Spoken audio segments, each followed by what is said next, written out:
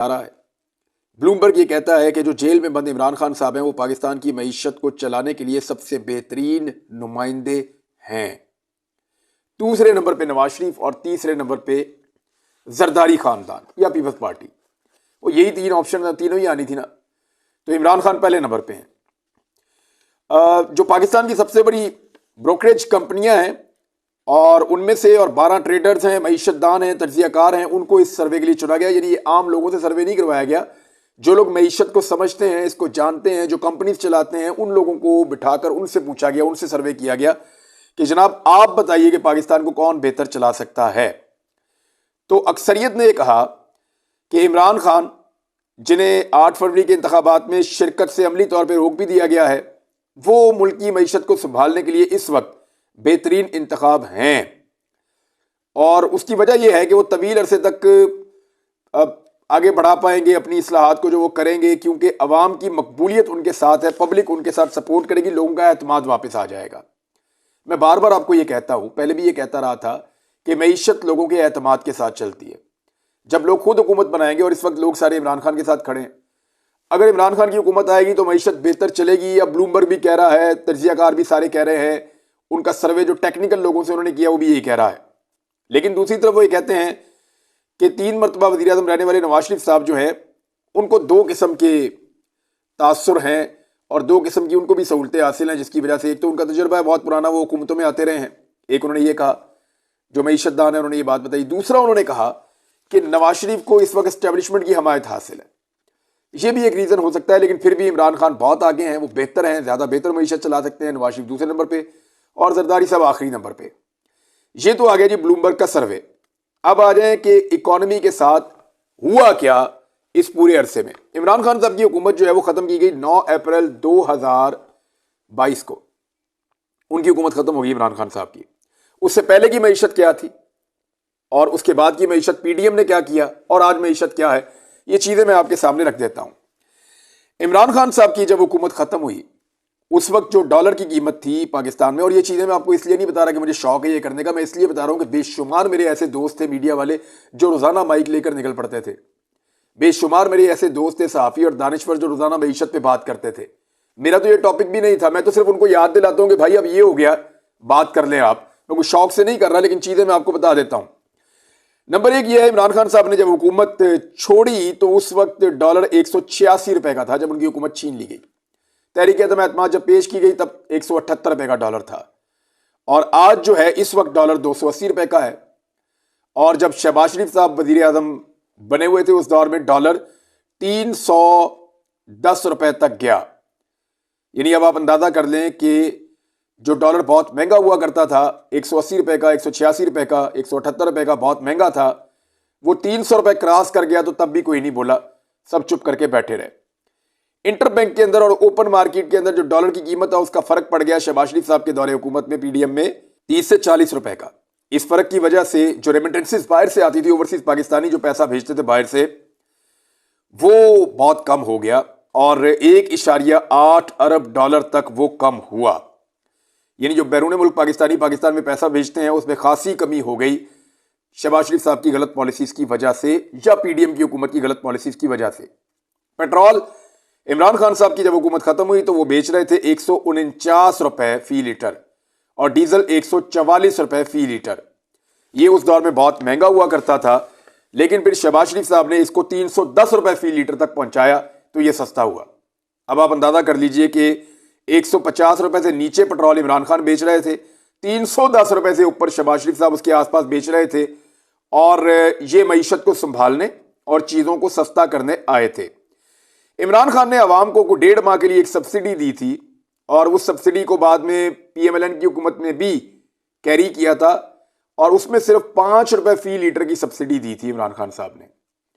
उस सब्सिडी को जवाज बनाकर ये सारी कीमत बढ़ाई और 1.5 साल तक अवाम के ऊपर कोड़ा चलाया महंगे पेट्रोल का शहबाज शरीफ की हुकूमत ने, जो आज तक चल रहा है। और आज भी जो पेट्रोल की कीमत है पाकिस्तान में वो 273 रुपए है, यानी इमरान खान साहब के दौरे हुकूमत से 125 रुपए ज्यादा आज भी है। तो ये एक ऐसी चीज है जो हर चीज की कीमत बढ़ा देती है।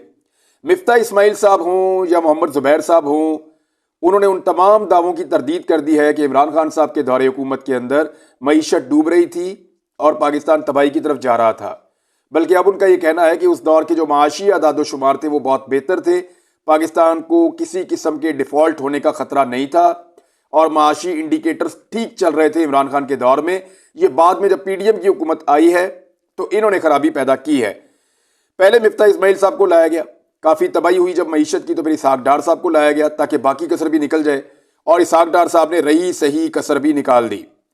इमरान खान साहब के दौरे हुकूमत में जो महंगाई की शरह थी वो मार्च में 12% तक थी, फरवरी और मार्च 2022 में 12% तक थी, लेकिन जब इमरान खान साहब की हुकूमत गिरी उस वक्त 13% तक लगभग महंगाई हो गई थी पाकिस्तान में। पीडीएम की हुकूमत जो महंगाई को कम करने आई थी और उन्होंने महंगाई मार्च भी किया था, जब वो आए तो उन्होंने महंगाई को पहुंचा दिया लगभग 40% तक। पाकिस्तान की तारीख में 40% तक महंगाई को पहुंचाने का सहरा पीडीएम की शहबाज शरीफ और पीपल्स पार्टी और फजल रहमान और बाकी जमातें जो है सारी मिलकर उन्होंने जो हुकूमत बनाई उसके सर जाता है सहरा कि उन्होंने 40% तक महंगाई को पहुंचाया। आज भी पाकिस्तान में महंगाई 29 से 30% तक है, लेकिन इमरान खान की 13% सबको चुभती थी और आज की 30% और शहबाज शरीफ की 40% किसी को नहीं चुभती। पाकिस्तान के ज़र मुबादला के ज़खायर की तरफ आ जाएं। ये वो है जी, पाकिस्तान के पास एक्चुअली कितना पैसा मौजूद है जिसको पाकिस्तान खर्च कर सकता है। तो इमरान खान साहब की जब हुकूमत ख़त्म हुई तो उस वक्त पाकिस्तान के पास जो ज़र मुबादला के मजमूई ज़खायर मौजूद थे वो 16.4 अरब डॉलर थे, यानी 16.5 अरब डॉलर के ज़खायर पाकिस्तान के पास मौजूद थे। और शहबाज शरीफ साहब के दौरे हुकूमत में ये कम होते होते बहुत नीचे चले गए थे, लेकिन अब दोबारा से कुछ कोशिश करके इसको बढ़ा के ये लगभग कुछ 11 से 12 अरब डॉलर के करीब पहुंच गए हैं। लेकिन शहबाज शरीफ साहब ने बहुत तेज़ी से पाकिस्तान के ज़र मुबादला के ज़खायर को कम किया था क्योंकि वो कोई भी टारगेट अचीव करने में बुरी तरह नाकाम थे। बिजली की कीमत पे आ जाएं आप, तो जो महंगाई बिजली की वजह से हुई वो मैं आपके सामने रख देता हूं। इमरान खान साहब के दौरे हुकूमत जब ख़त्म हो रहा था तो उस वक्त जो बिजली की कीमत थी, ये मैं आपको बता रहा हूँ सारे टैक्सेस वगैरह सारी चीज़ें इंक्लूड करने के बाद, वो 1 यूनिट पड़ता था। जो कम बिजली इस्तेमाल करने वाले लोग हैं उन्हें 9.50 रुपए यानी 9.5 रुपए का 1 यूनिट पड़ता था, और जो लोग ज़्यादा बिजली इस्तेमाल करते थे वो मैक्सिमम 15 रुपए 16 रुपए तक का उनका यूनिट चला जाता था। आज सूरत हाल बहुत मुख्तलिफ है। आज जो कम बिजली इस्तेमाल करने वाले हैं वो भी 16.5 रुपए का यूनिट इस्तेमाल कर रहे हैं, और जो उससे ज़्यादा थोड़ी सी बिजली इस्तेमाल करते हैं, जो नॉर्मली ज़्यादातर लोग 100 यूनिट से ऊपर जाते हैं, वो बतदरीज बढ़ते बढ़ते 35 रुपए 40 रुपए तक भी यूनिट पहुंच जाता है। जो बिजली सनतों में इस्तेमाल होती है उसकी कीमत भी बहुत ज़्यादा बढ़ गई है, गैस की कीमत बहुत ज़्यादा बढ़ गई है।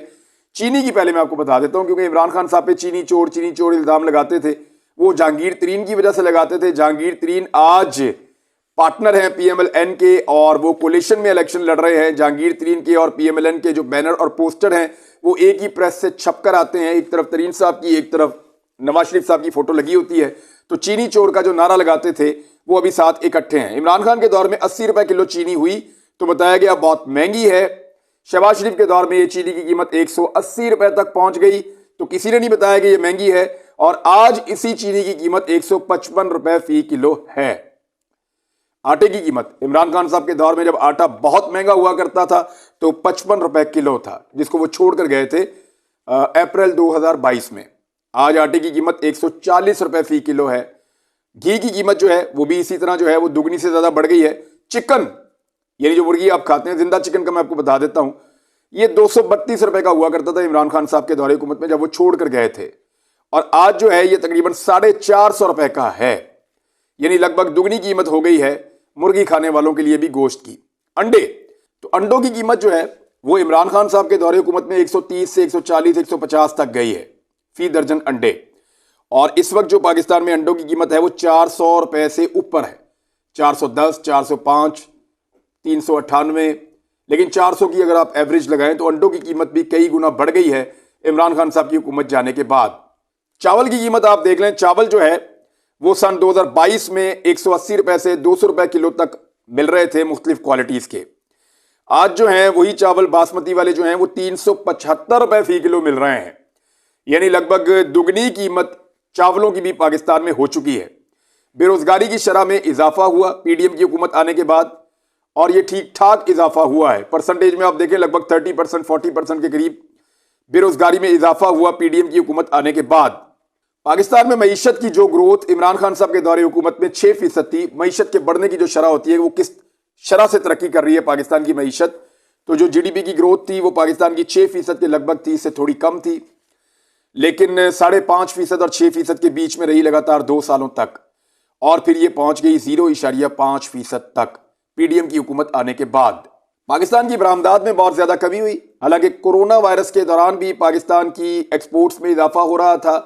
फैसलाबाद में अगर आप पता करें तो जो वहां पे मजदूर हैं, जो काम करने वाले हुनरमंद हैं, जो पावर लूम्स के अंदर काम करते हैं, उनकी किल्लत हो गई थी।